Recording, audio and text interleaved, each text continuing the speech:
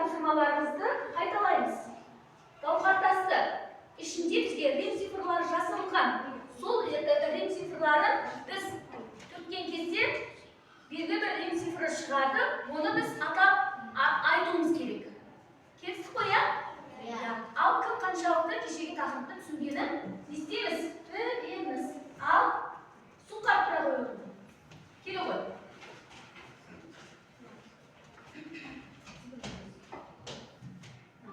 Бұл қадайса? Ал бұл балдар? Жерді су қарып қадайсан екен? Жерді жарайсын.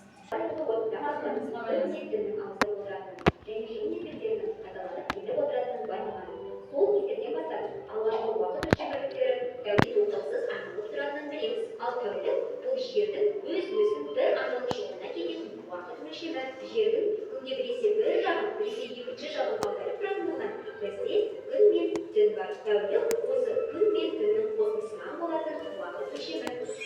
Жарты түрде тәулік төрт интервалдан тұрады: таң, күндіз, кеш және түн. Ал ресми түрде тәулік 24 бөліктен тұрады да, әр бөлігі сағат деп аталады. Сағат тәуліктің уақытын өлшеуге арналған құрылғы. Бір тәулікте 24 сағат болады. Тәуліктің басы түнгі 12-ден немесе 24:00-ден басталады да, күндізгі сағат 12-ге дейін жарты тәулік өтеді. Ал күндізгі 12-ден кейінгі сағат 13:00 немесе күндізгі сағат 1 болады. Сағат бітіп түнгі 12-ге дейін немесе 24:00-ге дейін жеткенде дәл бір тәулік өтті деп есептейміз.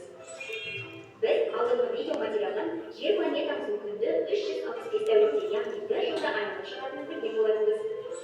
Сонымен бір жылда 365 тәулік болады екен. Тек 4 жылда бір келетін толық жылдарында 366 тәулік болады.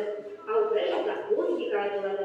Ал ай дегеніміз ай бұл айдың жерді толық бір айналып шығуына кететін уақыт аралығы, яғни ай да уақыт өлшемі.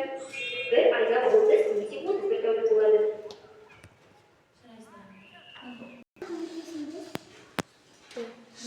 Жыл мезгілдерін айларын атайсыңдар. Қараңдар. Қыста, көктем, жаз, күз мезгілін жазыңдар. Міне, Қасымхан, кәне өздеріңіз алдарына тартып алыңдар да жазыңдар. Жерде әр айда неше күн бар екен? 31 күн қай айларда? 30 күн қай айларда? Және 28-29 күн қай айларда? Нестерді қазір күнтізбені тастаймын алдарына. Міне, мынаған қарай отырып жазыңдар, тезірек. Уақыт кетті. Міне.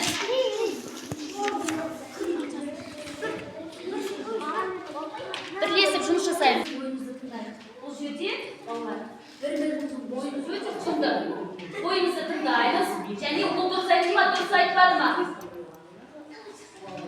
Енді қараңдар, мына жауап берген мына тапсырмаға бір балды қосып отырасыңдар. Түсіндіңдер ме? Азырақ қосып па? Кім айтады? Мына тапсырмалар айтады.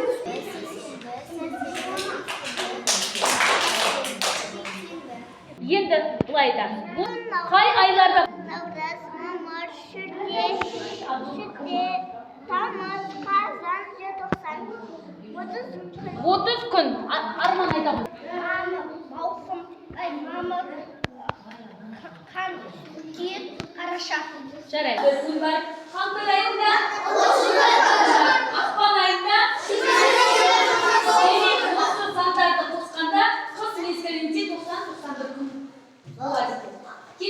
Мезгілінде 92 күн бар екен. Бұл жерде наурыз айында 31 күн, сәуір айында 30 күн, мамыр айында 30 күн бар. Қосқанда 92 күнге тең болады.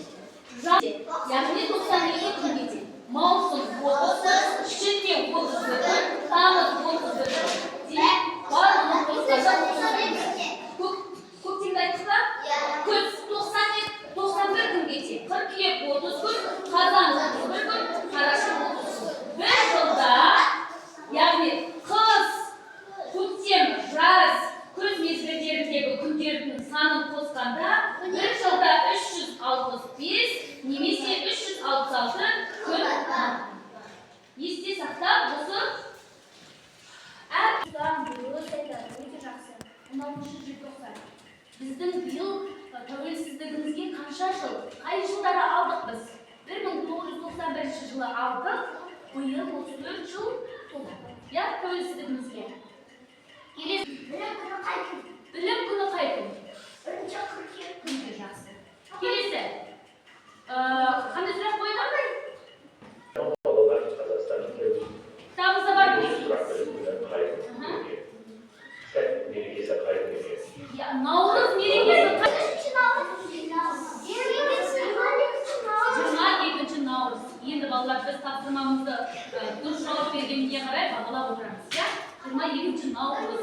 Міне дұрыс бос.